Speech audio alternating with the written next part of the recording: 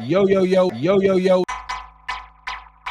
Welcome back to another episode of the 8 Morning 92 podcast where we always keep it 100. You heard none of them sound effects, did you? Nah. Hey, y'all niggas I was gonna keep it street. Oh, then how you coming, Glock? Pause. Okay. It's the 8 Morning 92 podcast. You know how we do. We always keep it 100. Yeah. Yo, what's up, everybody? Welcome back. Been too long, but y'all can't sleep without us, baby. And you're waking up saying, where's the pod? Where is Taylor and James, baby? Don't matter whatever at, just keep it real. 8 more than 92, that's what the deal. Whoever loves to, who just think about you, baby. Okay, I got it at the end. I got a I was kind of question lost. for you. I already know that. You ain't no Mary J. I didn't when you started, and then you remixed it. So Come on now, man. You know they call me the remix king, like Hitman Holla. You want me? I got a remix it or something. But hey, man, welcome back to my dumb ass got to sitting there thinking I forgot we was recording. Yo, what's up, everybody? Welcome back to another episode of 8192 podcast where we always keep it 100. I am your host, Harrison. thanks. Hey, man, look at that. This tone of excitement. It's just two personalities. As you can see, I'm the animated one, and this is the father. So welcome back. We are the two delegated hosts of your show, the 8192 podcast where we always keep it 100. Man, how's everything been for you today? You look like that background is fucking with your eyes. No, we're good. Everything's been good. I'm ready to get into our topics. How about you? Man, I feel like it was a great time to take a break because it was just not shit to talk about, but it just seemed like the moment that we said that, it just seemed like everything. Let the bodies hit the flow. Let the bodies hit the flow. Let that all said JID? Not, yeah. I thought it was cool. But I'm not a fan. man, come on, man, bro. I don't remember sitting there saying like, "Yo, man, shoot, somebody get Banks on the phone, man, at a time like this, man." I don't remember him sitting there doing that one time, but I got you, King. But let's go to the thing that shocked the world today. Another thing that overtook the NBA Finals: Kevin Durant going to Houston, Texas, for Dylan Brooks, Jalen Green, first round swap with Phoenix, and for second round picks. How do you feel about that? Like we kind of, I don't think me and you talked about this, but I texted somebody earlier. I mean, KD's going back home. I obviously know he's from Maryland, but we all know he went to college in Texas, and so he's back there. He's back at no state tax, so that's a great opportunity for him, especially with the money that he makes. And I think the other options, I just didn't really have a lot of faith in them. Like I didn't think he was going to get down to Miami and really have his way like he might have wanted to with Pat still there at the helm of everything. So I didn't see Miami working out. And I didn't see, what's the other one in Texas? Talking about the Mavericks or the Spurs? No, the other one. The Spurs. I didn't see the Spurs working out. I just didn't understand. Maybe this is the non-basketball part of me, but I didn't really understand how that might flow on the court with him and Wemby.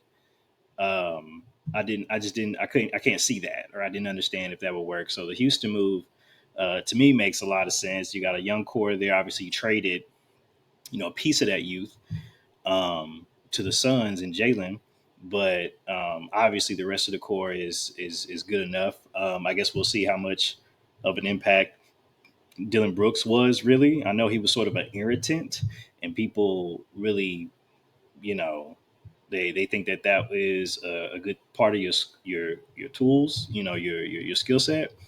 But I don't really know how much of a good impact he was in that they are going to feel anything by losing him. I know I watched the USA doc. I like him more as a person now, and you can kind of get an idea of his style of play and everything from watching that documentary on Netflix. I think it's Going for Gold or something like that. But yeah, anyway, I feel like overall, to wrap my part up, he's going to a pretty solid team with at least from what they performed, how they performed, during the season before. Obviously, they were bounced. They seem like they are a bright spot and at least playoff contenders. What about you? I just feel like I don't know. I just feel like the KD name is just gone. I don't know. I mean, I just feel like you know that butt done been dried up for KD. I just feel like he's been everywhere at this point. The allure and the mystique of KD has just kind of gone through. Where would he be? Where would he be? Just takes away from his basketball prowess. And at this point, it's like when you get KD, are you just celebrating what team he's on? Or are you celebrating at the hopes he get a championship? Because at this point, he's proven that he's not going to really get you a championship unless he's been in Golden State. I'm not saying that he can't do it. It's just that even at this stage in the game, I mean, this is a very young team with the Houston core that they have, but it's just KD makes them a lot better. But at this point, it's your fourth team since losing Golden State. If I'm not leaving Golden State, if I'm not third team since leaving Golden State. And it's just like you're 35, 36 Yeah, now. third. Um, it's just as much crap.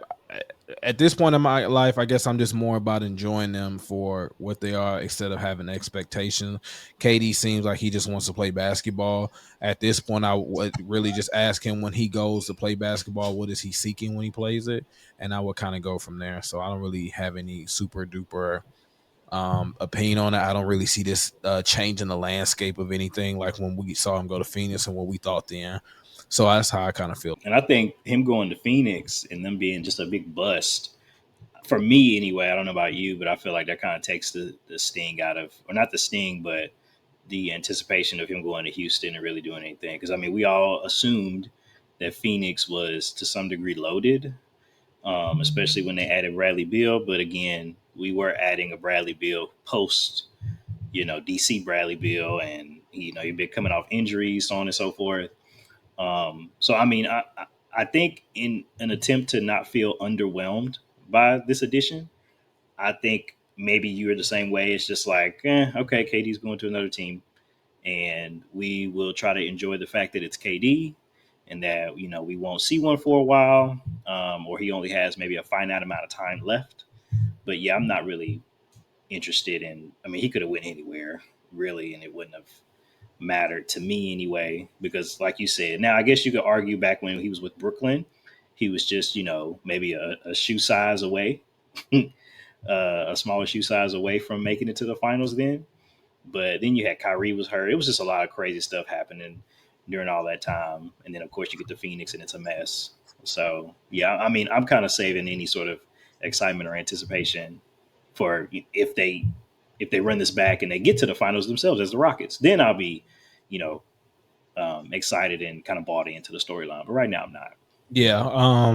Like I said, they need to call Bradley Beal Bradley Steals because I feel like at this point that's what he's doing. Still And he holding them holding him hostage, hostage by the for way. real, for real. I think he said he's enjoying the heat right now, so the temperature of Phoenix, so he's not gonna take his no trade clause away for nothing. Yeah. I have a question for you. KD found out he was traded at the Fanatics event. I think it's going on in New Jersey. I think that's where it's at. Right. So, Yeah. what Desmond Bain found out from um from the GM on Father's Day, and Yeah. then I think Kentavious Caldwell Pope found out on social media. I think AD found out on social media when he was traded. So if you were a star athlete for a team that you gave it to, which way would you properly want to find out that you're traded if you were? I think the most proper way, if I'm not available for an in person, then yeah, just a FaceTime or even a phone call or something like that. Again, this is if we're not like I'm not anywhere near the offices, for you to call me in and we kind of sit down and talk. But yeah, just FaceTime or phone call. Desmond Bain situation was kind of crazy because again, it was Father's Day. He kind of led, and he led with Happy Father's Day. Can you talk? And of course, Desmond, clearly being a smart guy, knew what was up.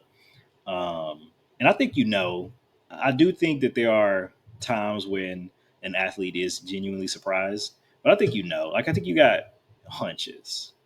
And I think me and you could probably, anybody listening can attest, just being on your job and you kind of see how things are moving around you or how people are moving with you, whether that be sort of picking on things that you got going on, or just having a lot more extra interactions with you that seem unnecessary or things of that nature. So I think everybody kind of has an inkling like maybe something could happen here. But I think ultimately you kind of hope for the best and that it's not you. But unfortunately, it was Desmond. But yeah, the Desmond situation, like, yeah, don't. It's like you, okay, Happy Father's Day. Can you talk? And then you call me and then you tell me I'm traded. Like I don't know. That was kind of a janky situation. But I guess the silver lining was he was already in Florida, in Destin, I think is what he said. So I mean, I guess it wasn't the worst thing that could happen. And then I mean, you hear him in the interviews talking about how great the facility looks in contrast to when he was in Memphis. So I think he feels like he came up. Like like yeah, it was unfortunate the way that how the trade went down, but I think he feels like he's in a much better situation. Um, but yeah, for me, just call me or let me know. Let's just go ahead and rip the band-aid off. What about you? Call me, beat me if you want to reach me. Man, I don't know. I feel like don't hit me with no nut shit. Don't call me on Father's Day. You call me the day after, or like I don't know. I feel like Yeah. if I'm the star, the superstar, or something like that, like don't let me find out on social media because first thing I'm doing is going to this facility and I'm start stealing everything, and then I'm just gonna go the fuck off, and then I'm leaking all of the organization plans or whatever. Don't have me fucked up. I don't really know if there is a good way to honestly go about like trading you honestly because I feel like I should never be traded. So I really feel like there is no good way for me. I feel like if I've established myself here, I didn't see myself getting traded. So the best way for you to trade me or let me know that I'm traded is to deny it. That's my answer to that question. Hmm. So that's the best thing I can sit there and go for you for that. But we broke that news to you because that's kind of what happened an hour or two before we recorded. So this kind of breaking news for this episode is KD's going to the Houston Rockets. So again, 2K, the last couple years with a lot of players, you haven't even had to trade people make these fantasy teams. People have been kind of going all over the place. I don't know. I feel like we're getting out that wave of where we are had players for so long that they're about to get out that when we watch basketball now we're going to be watching it for the love of the game, and if we don't get on this wave we're probably about to be just watching football 24/7. But we do have a good show packed for y'all today. We got an episode packed with Caitlin Clark getting talking that mess. We got Travis Scott obviously getting some shots for being a messy broad, real housewives of being a hoe. We also got R. Kelly trying to let people know that he wanted to fly. So let's get back into say in the sports realm. A lot of people have come to the aid of Caitlin Clark. We've seen Robert Griffin III start to put on his what's his name from White Chicks? Uh um um Cruz. no, the person that he played. Hey Siri, what's the name of Terry Crews in White Chicks? I Hey found Siri. some web results. Show them if you ask again from your iPhone. Now, mind you, the funny part about that's Banks is Siri. But hey, Siri, what's the name of Terry Crews and White Chicks? Oh, now my bitch don't want to work. Okay, I got you.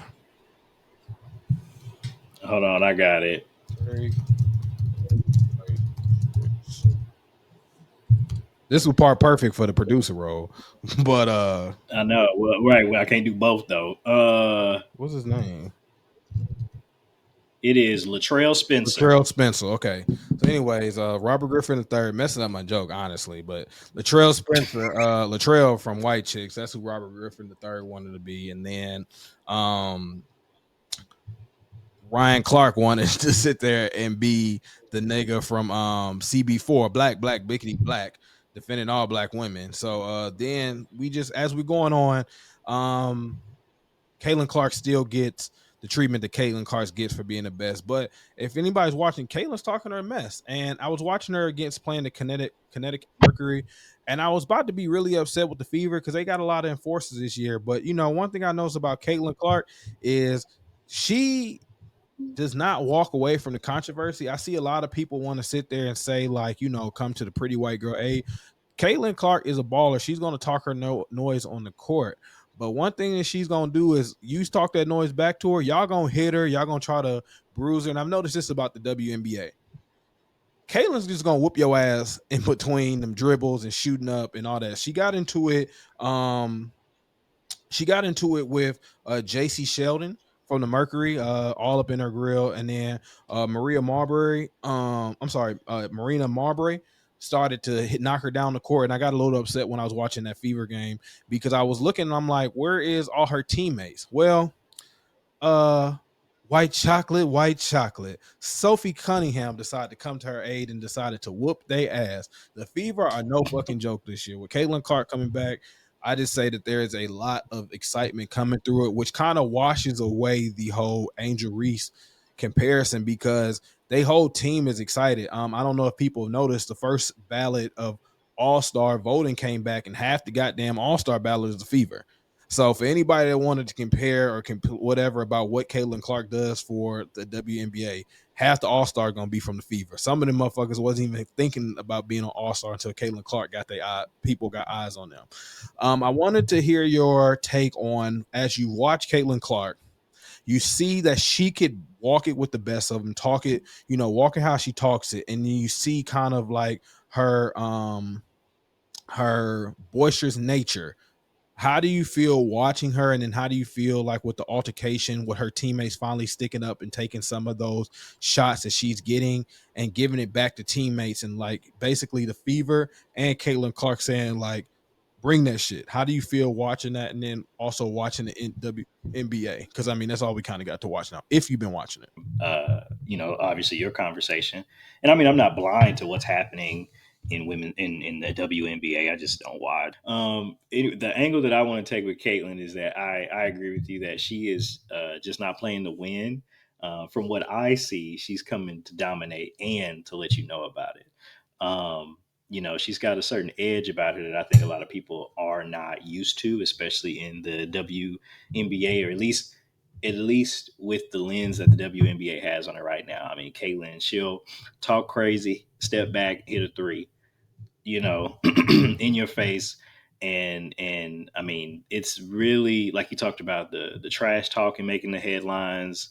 I think it's making a great space for personality in women's basketball. Like I can't say again with the level of microscope that's on it right now. Like I can't say I've ever felt any emotions about any of the women in the WNBA until Caitlin and Angel have arrived. Now, if we're talking about from a skill perspective, obviously, there's a huge difference between the two ladies.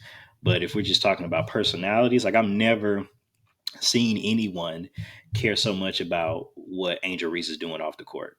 She's also incredibly marketable. She's just marketable off the court, where we got Caitlin who's doing what she needs to do on the court. But back to her, her intensity, her leadership, and just her unapologetic style, I believe, are adding incredible value to the sport. I mean, she talks the talk and then goes and scores 35. I feel like, love her or hate her, she's redefining what competitive fire looks like in the WNBA. And so I feel like she's adding huge value. She's bringing new eyes, new fans, and making the game feel something. Like, I'm going to be honest, I've never heard this many men on these sports, talk shows or sports podcasts. I've never heard so many of them talk so in depth about the WNBA. And I think it's obviously in a tribute to Caitlin, and because when she comes on the court, she's not coming to play games. I just feel like I said, the impact can't be, it can't be ignored. And I feel like, I feel a little bad for, like, Paige is in the game and nobody paid attention to Paige's game. I think Paige is number 3 for most points scored in May. And it's Caitlin, Sabrina Ionescu, and Paige Buckers. Paige is going to be cool, but as you can see, I think the gay factor is going to work against Paige, whether people want to realize it. I think Paige is dating somebody from somebody else, but I just feel like Paige doesn't have it. And I feel like the fact that Paige stands with black women too much is going to ultimately cost Paige from being the eyes that Caitlin is. And I'm not saying Caitlin stands with white folks. I just feel like Caitlin just goes out there and balls. But that also the fact of it is Paige's game is too similar to too many people's games. Caitlyn's game is a Steph Curry game. So we're seeing it for that basically. As Paige has been in it, I don't think anybody's going to really rival Caitlyn until Juju comes in, and I don't even think Juju is going to still bring the type of buzz. I think the eyes that people needed was white eyes, and unfortunately, that's what it's going to be. But I feel like now the problem with the WNBA was Caitlyn wasn't strong enough, or she was just too new. Now I feel like the problem is y'all gonna whoop her ass, but she's still gonna the Fever gonna start winning. So what are you gonna do when y'all can't stop them? And then everybody want to go play with them, and so when you make them too dominant, she's gonna be the focal point. What can you do? So, that's all I want to say for that. Fever playing the Aces today, Asia Wilson. So, Well, I see don't who's feel like winning. it's enough Who's talk over. because I feel like it's very clear that evidently from what I've seen in the stats and stuff, like she is, everything you want in an athlete, but she doesn't get she gets more, and you could tell me why as somebody who obviously watches a lot more than I do, but and maybe I have a skewed perspective, but I feel like we talk more about her proxy to Bam at a bio than like, Talking about yeah, Asia. Uh, her proxy. Who's talking about her skill level? no, her proximity to Bam, and I mean, I guess her supposed man or whatever. Like, I feel like No, I know what I you're see talking about. more about that storyline than how nice she is. Because it's just like Duncan. Tim Duncan? Oh, dunking. Dunking the Okay. ball. Asia's great, but what does Asia do that brings eyes to the league? Fair. Caitlyn is shooting from half Fair. the Yeah. logo. Back to my There's points. nothing Yeah, about Asia's yeah, I game. understand. I understand what you're saying. Like, and again, I made a lot of the points in my part about Caitlyn. I guess I just wanted to make space to show that we, you know, acknowledge what's really going on in the background of these people who, like you said, are like you kind of they don't really move the needle, but they still doing all the dirty work. They still coming in first place, first team, so on and so forth.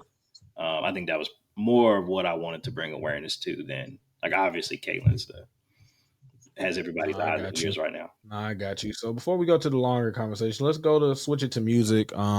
So we got R. Kelly was rushed to the ER for overdosing on medication and his request to be seen. Actually, you know what? No, we're gonna save it for last. We're gonna stick on R. Kelly. So yeah, R. Kelly was rushed for overdosing on medication. Um he started to try to believe he could fly, and he's also denied his home like home prison basically because he feared for his life.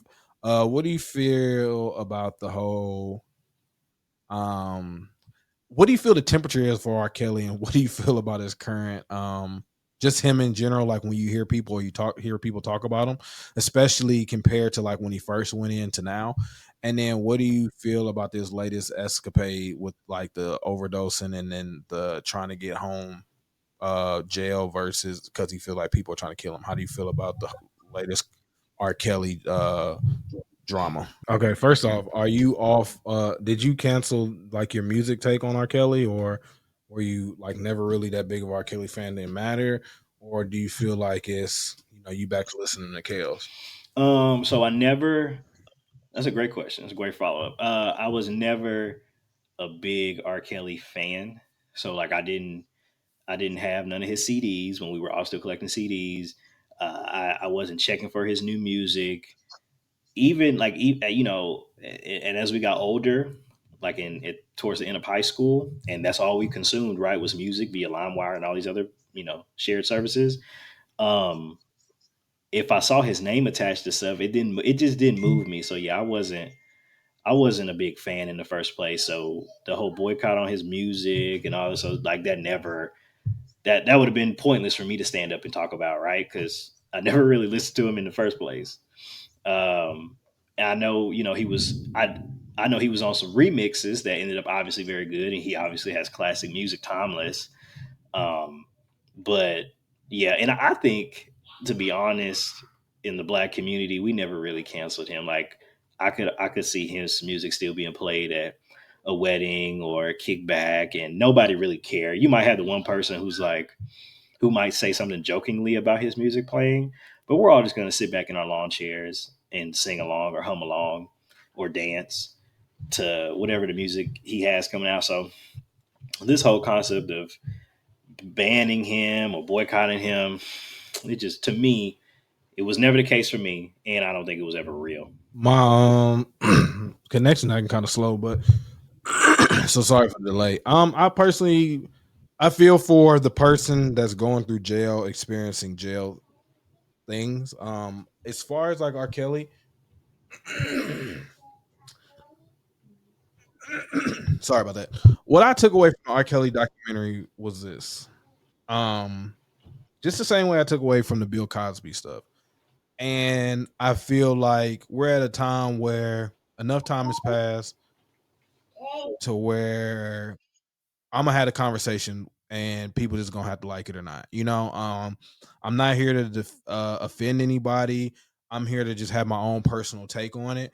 The R. Kelly video showed me the same thing the Bill Cosby video showed me, that there was a time where everybody was living a lifestyle that everybody condoned, and when one nigga got caught, everybody just seemed to erase themselves from doing the same thing that everybody was doing. Um, R. Kelly is a perfect example. Watching that tape, this nigga couldn't read. This nigga basically was Nick Cannon in Drumline. How Nick Cannon got all the way to the school and couldn't read music, couldn't do shit, but the nigga was so talented. He has some crazy, freaky ass shit, but obviously the same as Diddy liking nut licked off of him. The nigga can make a hit if you put him in the studio. His personal life was his personal life. There was so many parents that was involved in like getting their kid a record deal. I look at it and I can attribute it to how people try to live their lives through kids in AAU. There comes a point to where you can love fortune and fame so much that you are willing to sacrifice your kids, your family, and everything to get to a goal, and you're so corrupted by it that I feel like you need to pay the penance for wherever it seems to. And I feel that the fact that R. Kelly was the only one on that trial, and the fact that the Boondocks, Dave Chappelle, everybody made fun of R. Kelly and nobody stopped it. It was wrong then. We all said it was a joke. It said it was wrong. Um, the documentary shouldn't have opened your eyes. Like Ray Rice's video was the same thing that he explained to the general managers when he struck his wife. So what made it any different? R. Kelly was a part of a time where old ass men talk to young ass girls. If we watch The Color Purple is powerful to a lot of women, my mom in general. But Celie was 13 and Mister was old as hell. Elvis was married to a 10-year-old or 11-year-old, and he was a grown ass man. Man, I just don't get to this point to where in 2025, and I get it if I'm 10 years old and I don't understand it, but if you was a well ass adult in 2019, 2020, 20, whatever the shit dropped, all of a sudden you on your high horse and you didn't condemn it then, but all of a sudden we want to protect children. I'm just not with that. You didn't cancel the nigga music on a bunch of other shit. And then on top of that, I feel like it's picking and choosing. You're not gonna cancel everything that R. Kelly's had a hand in. You're not gonna fuck yourself like that, but you just gonna cancel stuff with his direct name to it. So it's just, I'm just not with all that. As far as the music, the same with Tory Lanez. I'm not into this whole cancel everything by waves of everybody. For one, I've never seen the collective group ever put in for gas money in my car. I've never seen the collective group ever get in my car for a ride to even know what I'm playing in my car, in my headphones in general, to give a fuck about it. I've made plenty of throat mix playlists, and none of y'all niggas have ever asked for it. So why the fuck do I need to take y'all's advice on what it needs to be on my playlist? I can separate the music from the person, and some songs I may agree with, some songs I don't. But at the end of the day, these niggas was never my heroes. And for me to act like I've never done anything wrong and then come back and condemn somebody as if I'm perfect, I just don't get with that. Now, was a nigga fucked up? Yes, but there's plenty of y'all uncles And it's plenty of y'all asses that was just condoning. It's plenty of y'all niggas with young mamas and old ass daddies. So is y'all gonna be sitting up there telling them to go to jail with the Pied Piper? No. So that's just how I feel on that. And we could chop it right there. That's just how my take on that. Let's switch it to Travis Scott and what's his name? Pussy Push. T. Yeah, so rap beef that runs deeper than just bars, man.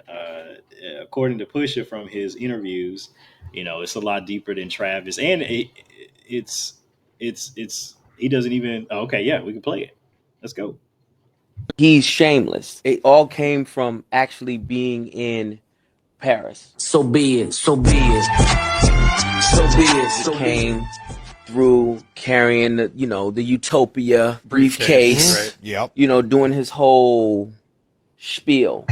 He comes, he interrupts the session. The next day, the meltdown verse or whatever comes on. I melt down the chains that I bought from your boss. Drake on Travis Scott talking about melting P, Pharrell's jewelry. yeah, and all of that. That was a corny, like, you shouldn't have been here anyway. Him specifically too. I don't take it as personal as I should. It's Travis. He's harmless. I'm not into his whole makeup. I took it there. Her Utopia had moved right up the street, and her lip gloss was popping. She ain't need you to eat. And then to come back in our fold. To make a point of... Yeah, to invade the fold and then, do all that he did. It was like, man, that was corny. He's shameless. He does it. You've seen him do it to everybody. I've definitely had to put my hand on your shoulder before. You died in front of me. You cried in front of me. Cried in front of me, you died in front of me. Calabasas took your bitch and your pride in front of me. Calabasas took your bitch and your pride in front of me. I had to help you. People take that type of shit for granted. I don't take that for granted. So be it. So yeah, that was a clip of Push talking, obviously doubling down on. Puss. What'd you say? Puss. Oh, T. Double or tripling down. I can't remember what part, because he also talks to Ebro about this. So maybe the Ebro part was the doubling down, but I can't remember. Anyway, making it clear that he is talking about Travis and So Be It, which to me is a okay song. You talking to some? I'm talking as somebody who was an incredibly large Clips fan. I still love Hell Hath No Fury. I'm not as much of a Pusha T fan, although I did listen to, what is it, Always Dry, or I'm gonna get these names correct. But I mean, he kind of the energy he even gives in the interviews that he's giving shows that it's not a big deal. His thing with Travis is steeped in loyalty, and also, obviously from his take of, you come and you crash a session, which apparently is a big no. And when we talk about rappers or artists, you coming through, crashing a session, trying to play your music, which is sort of it's just an unwritten rule that you don't do, because I guess obviously if you're gonna come in, you're trying to come in with some heat, and you want to get the attention from the particular person. And yeah, I think him coming in and crashing the session was a mess. I think it speaks more to the fact that the session got crashed though. But I don't know, man. To me, this seems like a very weird. I don't even want to call this a beef, because I mean, I guess we haven't even heard Travis, strike back yet. Hopefully he does with Jack Boys too.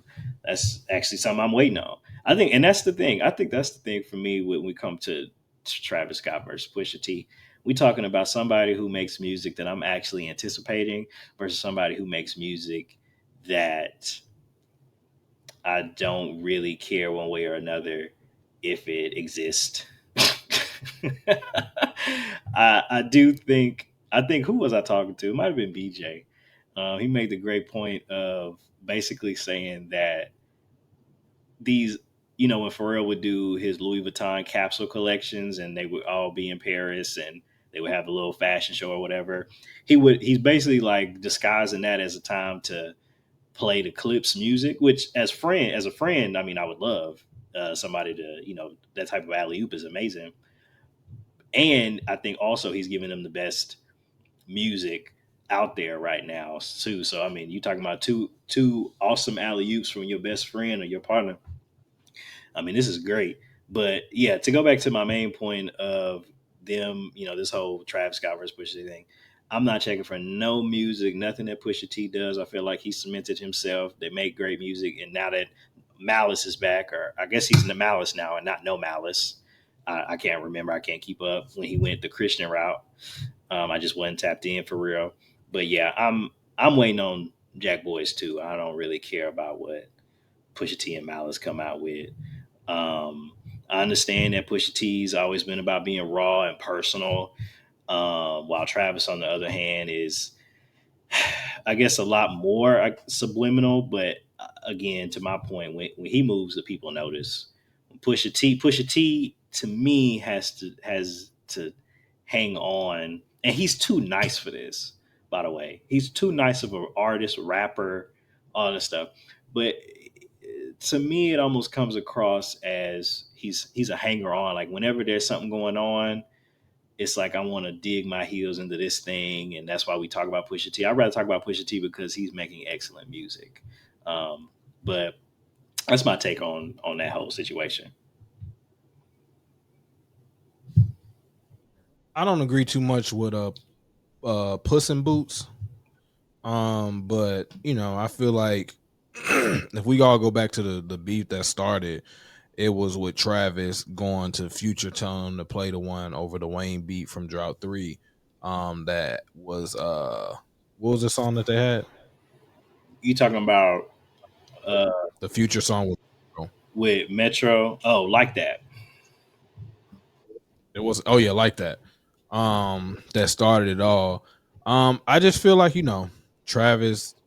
We agree on that part. Travis just goes around, being a messy hoe. You know what I'm saying? Yeah. I mean, he walk around. He basically the rap game Safari. Like I don't know if you watch Love and Hip Hop, but like Safari, I remember a season where Safari just he was all over the place. He was in New York, LA, Miami, or Atlanta. He's been in every one of them. And like the nigga couldn't just answer a simple question. I think the nigga was like, whatever the nigga with light skin. I mean, the nigga with the blonde hair. This is LA. He couldn't just answer. Yeah, he just couldn't answer. Did you sleep with the nigga wife or not? Nigga bouncing on tables, doing all this, and nigga go. Yeah, he was messy. Define sleeping. Define this. Define that. You know what I'm saying? And Joe Budden hollering at the nigga, I'm not playing with you, nigga. I'm telling you. You know what I'm saying? Like it's just it's almost funny that when you say Safari, it's like, damn, your goofy ass got Nicki, huh? You just really had to catch her before all of it. So I just feel like that's Travis. You took that verse knowing that Drake had a diss on it. Snaked him. So to Pharrell, you snaked him. Then you knew that Drake is on some of your biggest fucking songs, and you knew that Kendrick Lamar was on that diss with Future, and then you out there basically previewing the song out there, but Drake supposed to be your man. Right. No, I'm good on that. I just feel like, that's whole tendencies. I feel like everything is coming from it. So you agree with should go from it, but I don't want to. Yeah, I feel like that's whole shit. I feel like yeah. If I feel like it makes sense that you've had a history of this. It makes the like that shit make more sense. Like you got a history of just being a hoe. Mm-hmm. You know what I'm saying? When a nigga who isn't in the same, like him and Drake is polar opposites. But if them niggas can agree on something, then that should really let you know what kind of character you are. And them niggas hate each other. Mm-hmm. So if two niggas can hate on a common thing about you, that should say something about your character. And Travis Scott has always been a different kind. I mean, you remember if you first met him when he was kicking people out of the stage talking about this a Travis Scott show. And if people don't remember, Travis Scott was signed to T.I.'s Grand Hustle. So I mean, he's always just been different. But I definitely do not want to hear a response from Travis Scott at all. I could give a fuck about any of that straight up. I don't want to hear none of that bullshit coming out from all that auto tune. Oh, you and don't shit. like Travis? Same way I didn't want. I don't care for Travis's rap. I've never listened to a Travis Scott song for Travis's verse. It's almost like listen to a DJ Khaled song. I don't want to sit there and listen to a DJ Khaled song. Yeah, I don't think I DJ I Khaled don't think. Again, there's obviously Travis Scott fans who do, but as somebody who is a fan of Travis Scott, I compartmentalize his rapping with air quotes. I'm more of a Travis Scott production. Nigga, how many rings you got on your finger? 2. How many commitments you in, nigga? 2. Which one? To my wife and myself. Who the other nigga? I said myself. So. Okay, why you got 2 rings on your finger? This is an Oura ring, bruh. An oral ring? Oh, hell no. Sit your dumb ass down. Whoa. Pause. Whoa. This nigga giving. Oh, my God. Go with your point. This nigga freaky. It's Freaky Friday. Go ahead. My fault, brother. I didn't even know they made them type of rings. Go ahead, brother. Go ahead, my guy. Oh, man. I mean, I don't even know how you recover. Freaky from that. ass. I don't know how I recover from that. What you feel about well, go ahead, say what you got to say. I guess I was talking, and I guess you'll chop this up. So it don't matter. No, I'm keeping that in. Freaky ass nigga. Nigga got an oral ring. So you should hit the Pause. Freaky ass nigga. Boy, I ain't even know you was bringing that shit to my show, nigga. You gotta. Nigga, I'm just so appalled. I like that you paused yourself as well. That's what I said, bro. I was just like, because I definitely wanted for the record to show that because I said I had an aura ring that you got an aura, all right. You got an aura, all right. Freaky ass nigga. You started making guzzling sounds. I don't think those two prompted each other. I don't even like. I might have to cut that because I don't like making that sound off the camera. All you can see is this nigga. We talking about oral. This nigga. All you can see is this nigga from the waist up with a green screen on. He talking about he got an aura to himself. Let me put myself back on camera. Okay, yeah. Let me just put us side by side. It ain't no configuration that's gonna make this work. Yeah. You know what? Move off these weird niggas. How you feel about Nas, Jim Jones bullshit comment about Nas? Just 3 minutes. Right. I'm confused. I said this to somebody. I don't understand this season that Jim Jones is in of like, in my opinion, unnecessarily trying to prove himself. I don't get. Jim Jones is, I could probably safely say, like, first ballot. Hall of Famer when we talk about like this rap thing. And I could even understand an argument of maybe, second, but third ballot. Well, I guess we would need to look at the landscape as well. Like how many other people. Third ballot. Definitely. Wale would be second ballot. And Jim Jones is definitely under Wale. You would put Wale. I say this first ballot. I say first ballot is easily this, and this is just my definition. First ballot is when you say hell yes. That ain't even a question. Okay. Wayne, okay, that's Drake, fair. That's fair. Second ballot, maybe 5 seconds. Yeah.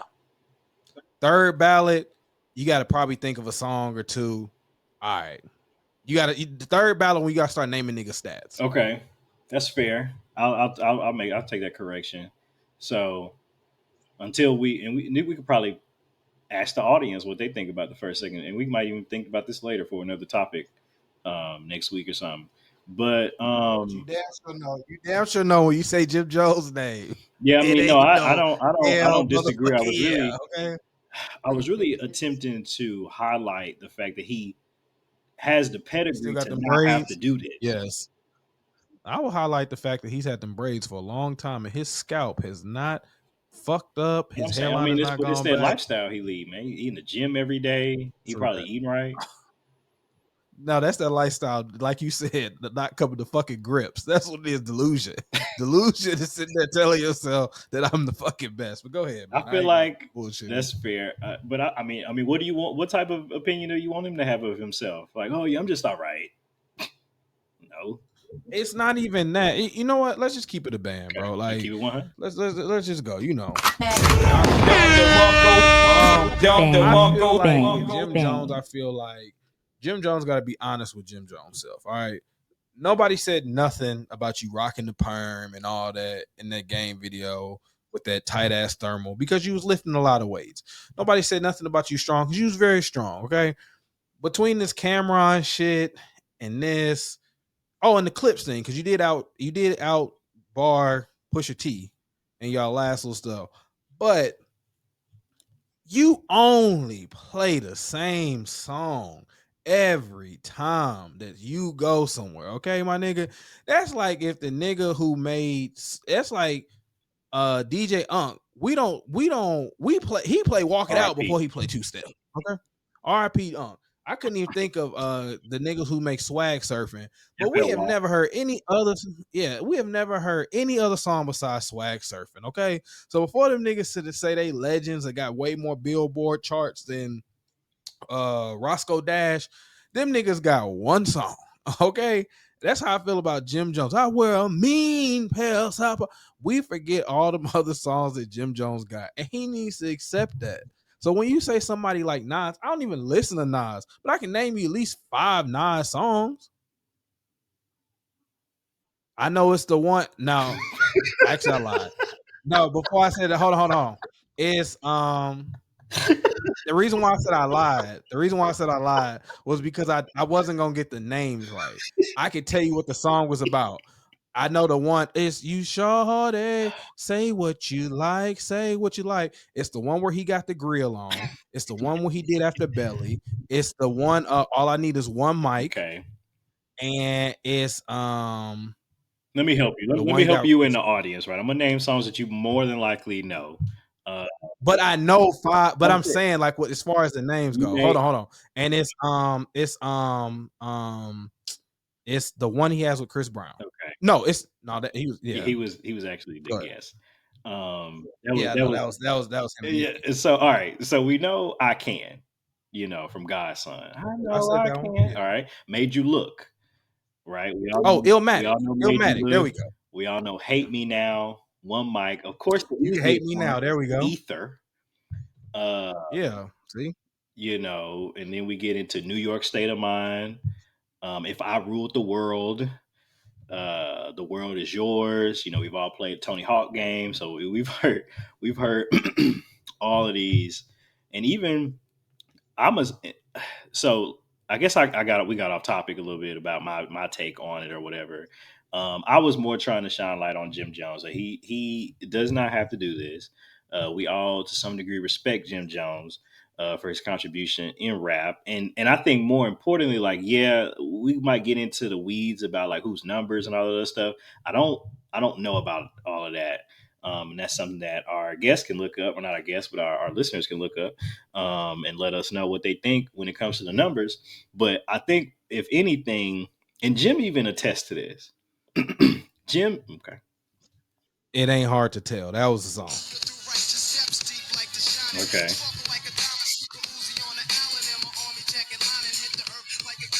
Before they pull us off the internet. Right. But all I'm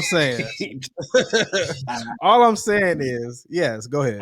I think if anything, Jim is probably hanging on to the cultural currency that he has, and which he gave Nas props for that. He said, I wanted to be just like Nas when he came out. I wanted to dress like Nas. I wanted everything to do with Nas.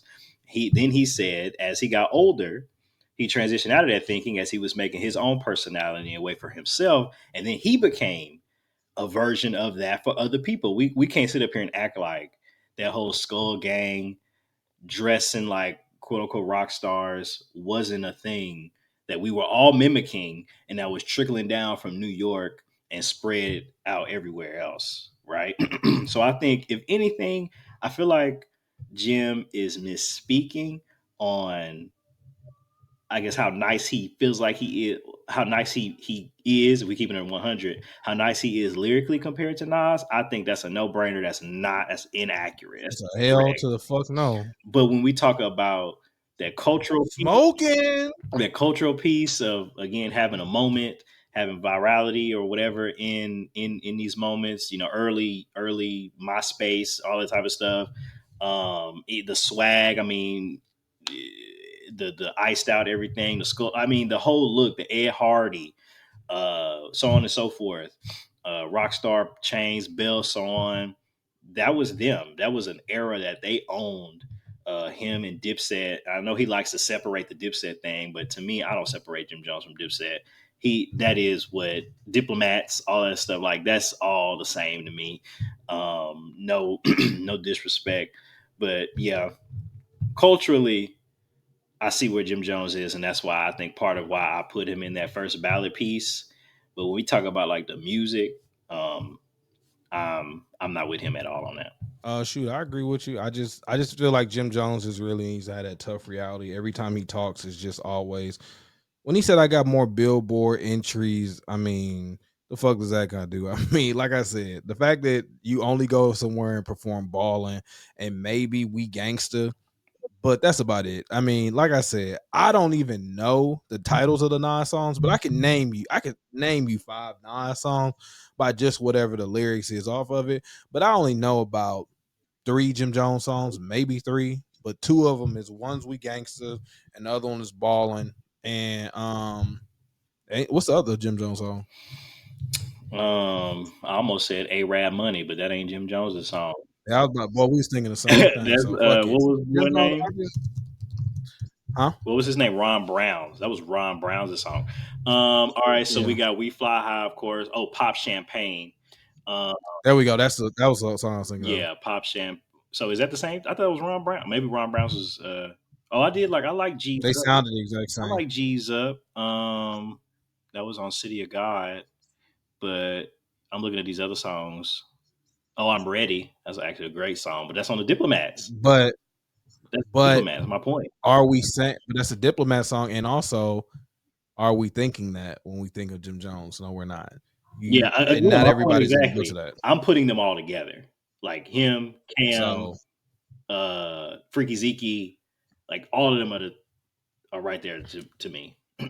yeah, so let's go on after that, Jim Jones. I just really need you to age a little gracefully. I feel like starting to become comical by every time, even with him and Shannon last night, it just looked comical. Like Jim, you gonna get to that point where niggas gonna start trying you like Suge because you just start talking crazy and niggas just start forgetting your pedigree. And I would hate for your name to get tarnished because of a few egotistical takes. You know what I'm saying? Talk like Jeezy is. You know what I'm saying? Yeah. Don't start to get like Wayne and shit like that when Right. y'all get to Yeah, your old age. Niggas just Jesus is carrying it well. He's correct. involved. He's doing his, but of course, and you talk about somebody who you mentioned first ballot. You say hell yeah, that's a hell yeah right there, right? Like Hell literally yeah. his first ballot. Even Ludacris. Even Yeah, Ludacris is a hell yeah. yeah, And Ludacris is taking his second career pioneering freestyle. He just getting on the mic. It ain't nothing you need to say. right. So That part. let's shift gears. We've been a great Tyler Perry advocate. So it's just kind of funny that his movie came out, and I know y'all seen in the news. Close it out on this topic. I wanted to get your take. Tyler Perry has been accused of sexual misconduct, harassment, and assault case where he's getting sued for $260 million by somebody that worked, one of the actors that worked on the show, The Oval. It's a white man, and it is a male that's accusing him. I wanted to know your take on the whole situation and what do you feel? How do you feel about it in general? To be honest, it almost feels like in a how do you say this? You almost in the landscape of how often it feels that these allegations or these scandals come up. To me, this is nothing to do with Tyler. To me, it's like about time, and not from a good, like not from a place of like justice is about to be served, but more from a place of it's Tyler's turn to kind of be part of the rodeo of getting money up out of people or tarnishing names. And again, I feel confident in sharing this because obviously he hasn't been convicted of anything yet. So we will continue to stand in support until things come out. if they do. Now, I did see the text messages, the alleged text messages, and I didn't go through a million. Like, I mean, obviously, I guess there's a bunch. I didn't see a lot of them, but like, would I have texted like that? Probably not.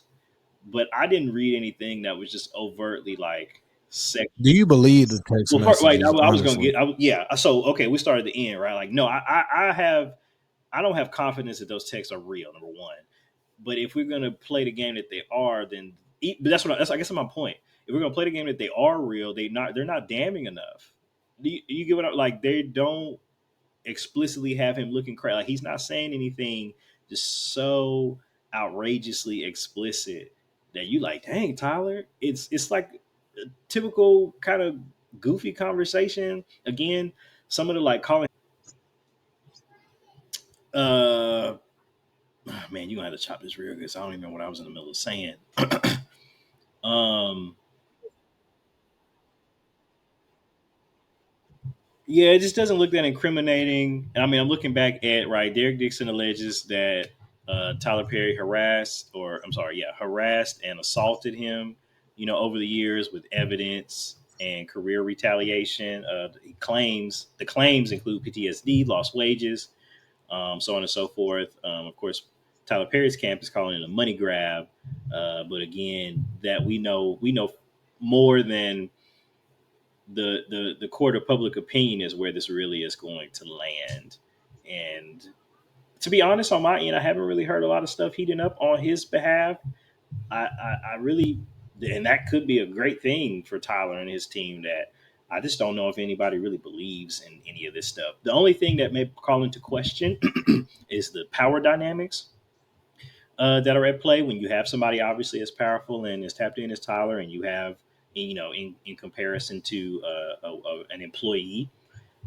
So there are probably some people who are shining light on the hidden cost of potentially what gatekeeping looks like in the entertainment industry. But for me, I just need some more information to come out before I have a solid take. Again, the messages did not sell me on anything. They were not make or break. They were a little awkward if we're talking about how men talk. Um, so for me, the quote unquote text messages, I just need more. I need more damning evidence than men kind of goofily beating around the bush about possibly being gay or saying kind of weird things to each other. But what's your quick take? My take on it is we just need to go back to just fuck not believing niggas. I just don't believe this shit. I just feel that I don't believe it for this take. I feel like if you watch Power, I've said this plenty of times. When you get rich, or you can look at Diddy, you just get to the point to where you just get freaky. I feel like Ball Alert did this the other day where it was like, Tyler Perry, we just need you to come out and tell your truth. It's okay. It's time for you to tell. Nigga, who the fuck is you to tell Tyler Perry, a nigga who's a billionaire, that it's time for him to live his truth?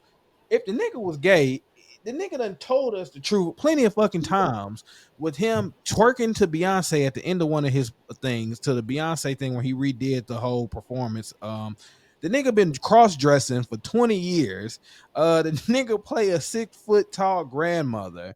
Like, who the fuck cares at this point? Second off, he got a son. They say he would a woman. Who gives a fuck? Also, I feel like this is a money grab because I feel when you get to a certain part of money, and I don't know if I connected to earlier, you are good enough to cover your tracks. So as a billionaire, do you feel like, I just feel that he is not this dumb to get caught up in some text message or anything like this to where nobody else in the gay community could have caught up Tyler but this. And then the text messages he's sending, if he was, I just don't see that him sending text messages that can lead back to him and a lifestyle that he's trying to keep private and then not wipe the phone. That's how much money and how powerful he is for a secret that he doesn't want to get out. I feel like if it was so serious to be kept, why would he go out his way to make sure Cartoon Network doesn't show the episode of the Tyler Perry episode. You know what I'm saying? Why does he go to such great lengths to keep his private life private, even though they got to he's with a woman right now? Like, you think that you the first? Like, it's Dwight Howard broken niggas for less have been outed, whether it's true or not. We just did an episode on Boss Man D-Lo. Dwight Howard had been outed for less. So you mean to tell me nobody else could have outed Tyler Perry? And then on top of that, I feel that if it was a crime or anything like that, why are you seeking money? When you start seeking money instead of seeking actual jail time, like Meg did or anything like that, then I feel like you lose credibility to me for what actual injustice that you did serve. You a white man at that. This is Shannon Sharp all over again. And if Tyler Perry has shown me one thing different from Shannon Sharp, is Tyler Perry ain't no gullible, freaky ass fool. Now, Tyler Perry might be freaky, but I seem to tell me at all this time that if y'all ain't caught a nigga who wear a dress and 97% of the shit he do, who has no problem walking around in public in front of it, then that means he's probably been careful about his set. He said he has a whole son. Nobody's ever seen Tyler Perry's son a day in their life. So you mean to tell me one nigga got through the cracks and then had all these pictures in a day and age where I could literally tell Chat GPT to make an iPhone string text message of everything, and then the pictures and stuff that you say don't even be incriminating like that? It'd be basic stuff. And for Tyler Perry to have all this stuff, he don't seem to know how to not send freaky ass or stupid ass male to male dominating pictures to you. Come on. And then on top of that, you was just the one that he decided to take this freaky ass risk with, and not nobody else prior to this. He decided to take this gay risk for. You know what I'm saying? To go out here on this gay ledge with. Like, get the fuck out of here. Like, if you said if he said he was a power and you wasn't the first, where the rest of these niggas at? Why was you the only nigga that slipped through the crack? Pause. Why was you the only nigga that slipped through the crack of all this, and all the other niggas that he been obviously making them do the bending for? Obviously, he was Janet and he was talking to all these other Amaris, Hardrick. Why are you the only one to slip through the crack? Where they text messages at? Are we about to see 40 different Tyler Perry? Why are you the only nigga that if he been doing all this for, why are you the only nigga that he went too far with? Get the fuck out of here. Come on now. Tyler been busting these niggas buttholes, let you tell it all this time. Now all of a sudden, you the only nigga that Tyler went too far with.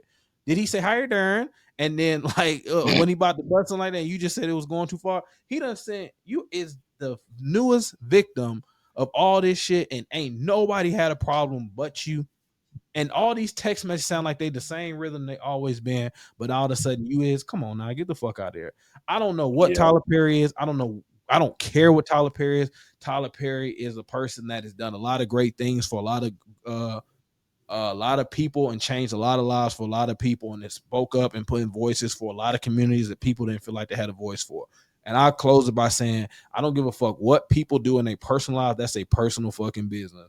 But let's be fucking real for it. It seems like the only time people want to come out and celebrate was it seemed like when they couldn't get anything to stick for his movie being number one, now the nigga got to be doing some type of sexual freaky stuff, and the shit don't even seem that incriminating. And then on top of it, now it just seemed like you really just wanted to incriminate the person, because it seemed like more people was caught up saying that they wasn't even surprised that it was a man. You really just wanted to make it seem like you wanted to be the poster child for showing that Tyler Perry like niggas. Get fucking for real. This shit, obviously Tyler Perry was about to go by the White House, because I tell y'all, every time a nigga about to do something, some weird shit come out. I felt like this is inappropriate. I feel like enough is enough. And I just feel like if this all it took for you to go to the other side, then you really wasn't down for the nigga in the first place. Pause. And I just feel like this is it was easier. It was easier ploys that you could have went with. The Boondocks already did this. Like other things people already did this. Like, be better. A white nigga.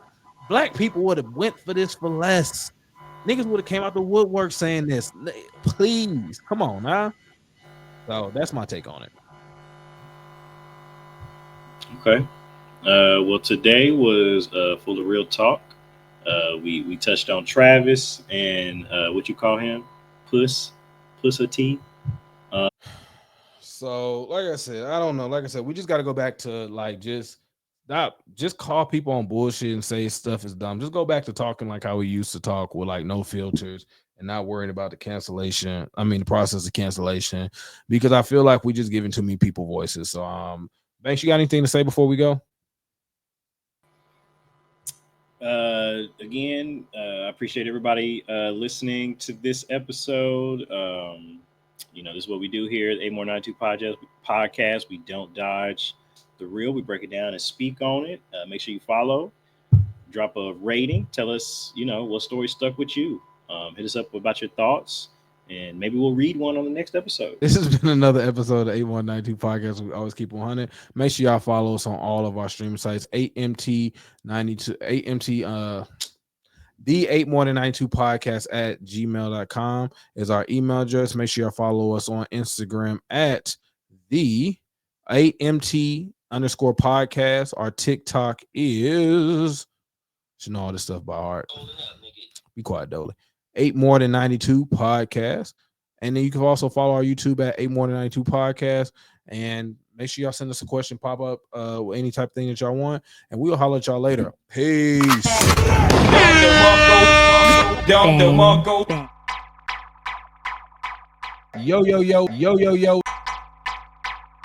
Welcome back to another episode of the 8more92 podcast, where we always keep it 100. You heard none of them sound effects, did you? Nah.